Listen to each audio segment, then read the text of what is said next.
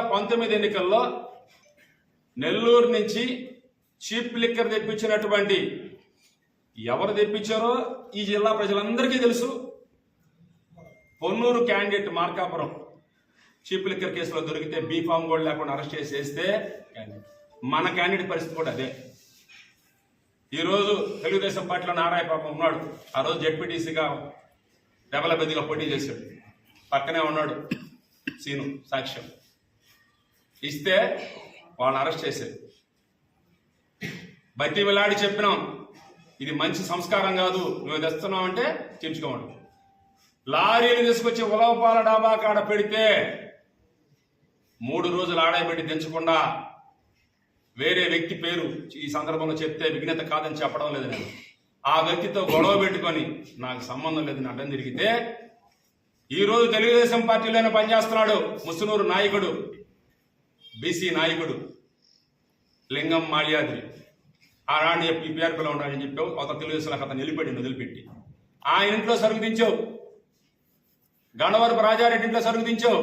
ఇదే కర్యాట దైవాధీనం కోళ్ల ఫారంలో సరుకు దించావు. దగదత్తిలో నీతోటే ప్రయాణం చేస్తున్నాడు పార్టీ కోటిరెడ్డి కుమారుడు,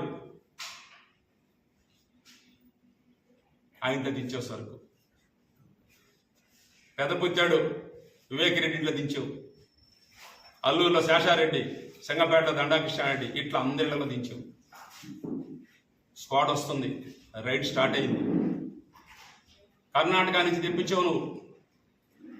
నేను ఈ భుజస్కంధాల మీద వేసుకొని అన్నీ తీసుకెళ్లి పౌరగుండ దగ్గర తగలబెట్టించి ఇదే మాట చెప్పి పంచాయతీ జడ్పీటీసీ ఎలక్షన్లకి మేము తెచ్చుకున్నాము, ఆయనకి సంబంధం లేదు అని ఎలక్షన్ అయిన తర్వాత చెప్తే ఈ ఎలక్షన్ ముందు ఎపిసోడ్ జరిగింది.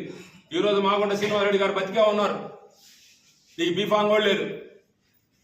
అదే శ్రీనివాసరెడ్డి గారిని తీసుకుని వెళ్ళి ఎక్సైజ్ కమిషనర్ కేసు పక్కన పెట్టించి బీఫామ్ తీసుకొని ఇస్తే నువ్వు ఫస్ట్ సారి ఎమ్మెల్యే అయ్యావు. ఎంత అయ్యో? 3,900 చిల్లరతో నువ్వు ఫస్ట్ ఎమ్మెల్యేగా గెలిచినావు.